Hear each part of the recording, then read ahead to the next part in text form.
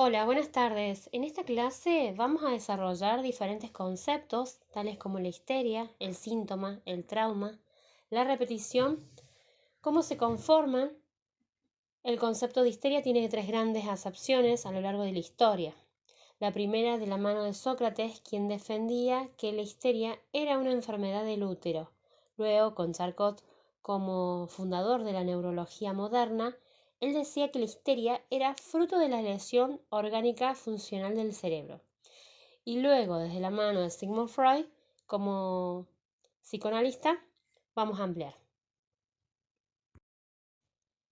Se dice que la histeria es un grupo de trastornos mentales que tiene en común la presencia de síntomas y signos, principalmente neurológicos, sin que exista una enfermedad o causa física objetivable que pueda explicarlos. La histeria de comienzos del psicoanálisis consistía en un repentino ataque de espasmos musculares, desmayos y otros síntomas físicos sin causa orgánica. Pero, ¿cuáles son las causas de la histeria?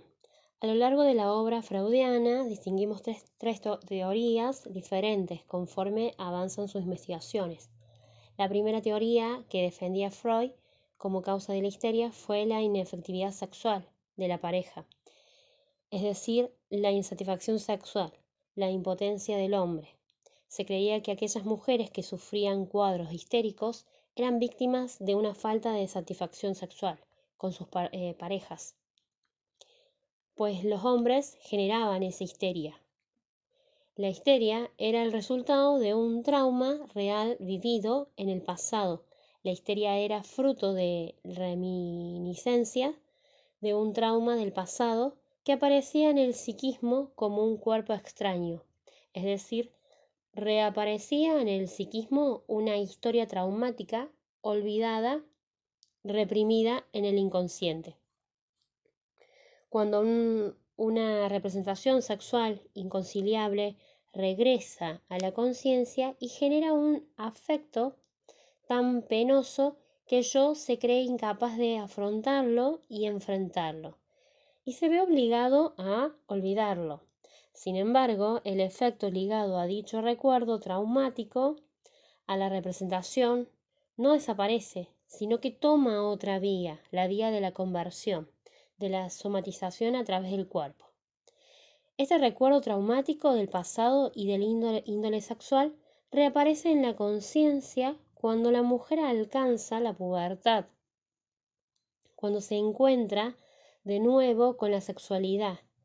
Es entonces cuando resignifica aquel recuerdo perturbador, cuando es capaz de significar aquel suceso y aparece el síntoma. Más adelante Freud abandonará también esta teoría cuando piensa que no es posible que tantas pacientes hayan sufrido penalidades sexuales a lo largo de su historia, cuando los síntomas se constituían como inervaciones corporales del caso a ese proceso, como se lo denominó conversión histérica. Es la magnitud de excitación del trauma se transforma en síntomas puramente somáticos. A continuación voy a hablar del concepto de síntoma y cómo Freud lo fue desarrollando y descubriendo a medida que pasó el tiempo. Bueno, los síntomas, al igual que los sueños y los actos fallidos, son manifestaciones del inconsciente. En el caso de los síntomas neuróticos, se está indicando algún desajuste psíquico entre un deseo inconsciente y la imposibilidad de satisfacerlo. O sea, en general, estos son percibidos como molestos o nocivos por quien los padece.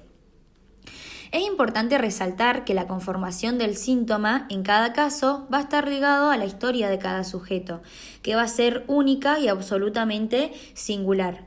Entonces, en este caso, el síntoma es una transacción que el sujeto va a tener que hacer sí o sí, y acá se va a poner en juego en donde se pone una atención, por un lado, a aquello que surge de ciertas instancias psíquicas, y a esto lo podríamos corresponder con el ello. En defensa frente a esto, o sea, a partir de aquellas fuerzas anímicas, se establece eso que se tendría que ver con lo prohibido, con lo no permitido, con lo que va a producir un cierto daño subjetivo a un tiempo largo. O sea, en cada sujeto existen diferentes fuerzas anímicas que se desconocen y la conciencia va a desconocer. A esto Freud lo va a denominar resistencia. O sea, el sujeto se va a resistir a aceptar ese sentimiento, va a pensar que no es algo propio y es algo más ajeno. Y bueno, aparece como las formaciones del inconsciente y entre ellas se va a encontrar el síntoma.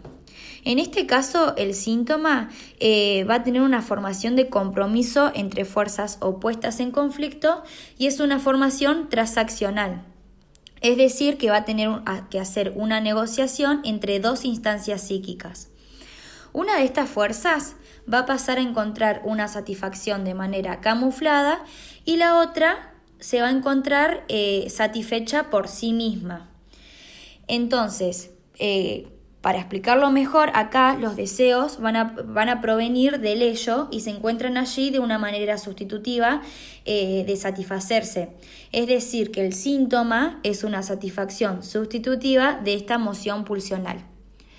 Cuando una pulsión no ha sido bien reprimida, va a volver. O sea, hablamos del retorno de lo reprimido. Vuelve, pero desfigurada e irreconocible. O sea, es una lucha defensiva del yo y la pulsión que acaba con la formación del síntoma.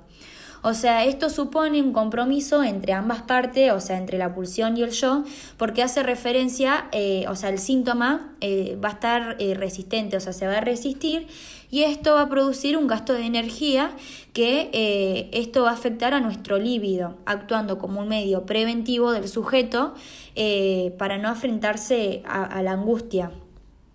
Y bueno, en primer medida se va a tratar de un armado subjetivo singular de ese sujeto. Bueno, en este momento vamos a hablar sobre la repetición, en el cual es un concepto del psicoanálisis fundamental, en el que se da cuenta del inconsciente del sujeto, que incluso más que puede ser que un acto fallido, un sueño o un recuerdo infantil reprimido. Dice que su influencia se evidencia en las elecciones de la vida que realizamos, como puede ser la pareja, una profesión, una vivienda, etc. Este se considera que es un movimiento guiado por una fuerza o una posición inconsciente que tenemos, que da cuenta de un ciclo o una secuencia de al menos dos ocurrencias de un mismo objeto.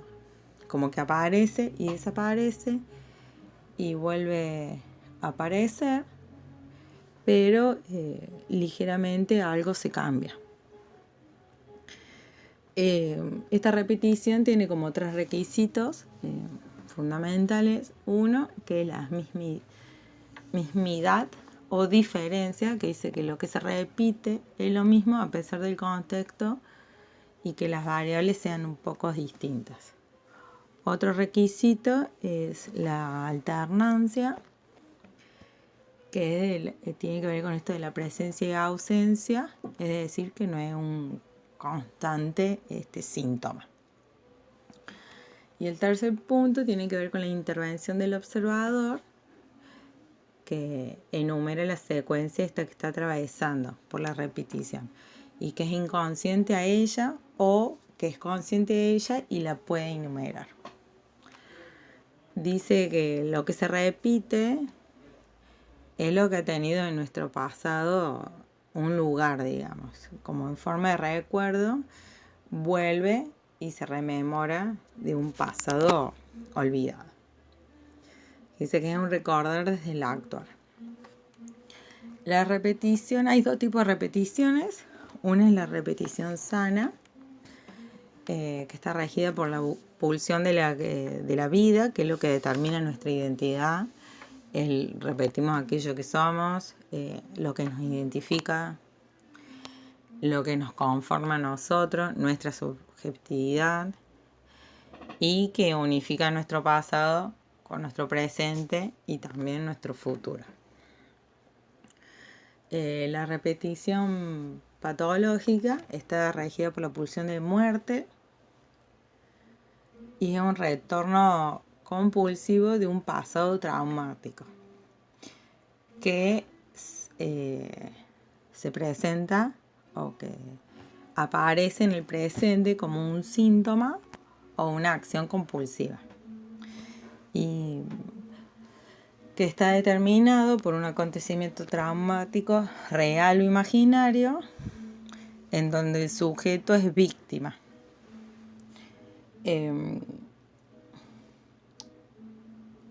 Puede ser testigo o un agente. Por ejemplo, un maltrato, un abuso, un abandono.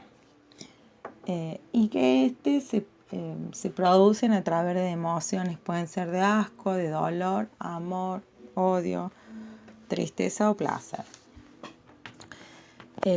Y el enfermo, en vez de recordar un retazo del pasado, lo repite como un acontecimiento actual.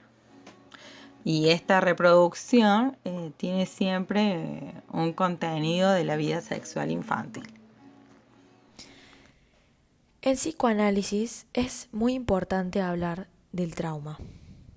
Pero ahora bien, ¿qué es el trauma? El trauma está ínfimamente relacionado a un acontecimiento, a esas marcas que se establecen en un determinado momento. Es un fenómeno que acontece un antes y un después en la vida de una persona. El trauma rompe con ciertas cosas que ya estaban establecidas. Es importante decir que no es un hecho, sino más bien un acontecimiento. El trauma hace referencia a una exaltación del aparato psíquico de una persona. No necesariamente un hecho traumático debe ser algo desagradable, sino que también pueden ser situaciones agradables o placenteras.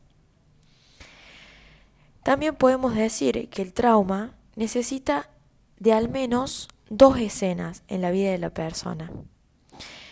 Estas tienen lugar y tiempo en distintas situaciones. Se necesita que a un hecho se le otorgue sentido y significación. Esto hace que el acontecimiento se vuelva traumático. Al menos se necesita un par de eventos y no solo un hecho o un evento para que alguna situación se considere un hecho traumático. Cuando hablamos de trauma, estamos creando una estrecha relación entre el mismo y la sexualidad del sujeto, ya que se representa un campo a despejar para el ser humano. La sexualidad no solo no tiene una respuesta genética otorgada, sino que es una respuesta hacia uno mismo, para con el cuerpo y para con los gustos personales.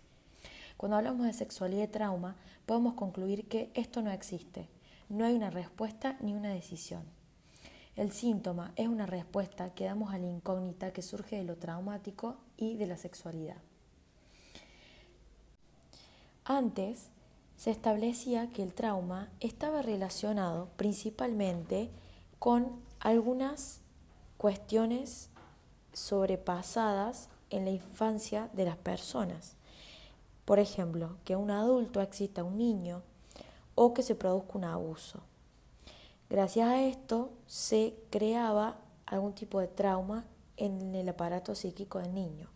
Pero con el tiempo esto ya no se sostiene porque se demostró que el trauma es algo totalmente distinto y que ya no hace referencia a ningún abuso sexual o abuso infantil. Por último, podemos mencionar que el trauma no necesariamente surge de una experiencia con un otro, sino que también podemos decir que puede surgir por uno mismo. El mismo sujeto puede fantasear algo que provoque una exaltación del aparato psíquico. no es necesario que suceda la intervención de otra persona para que se cree un trauma.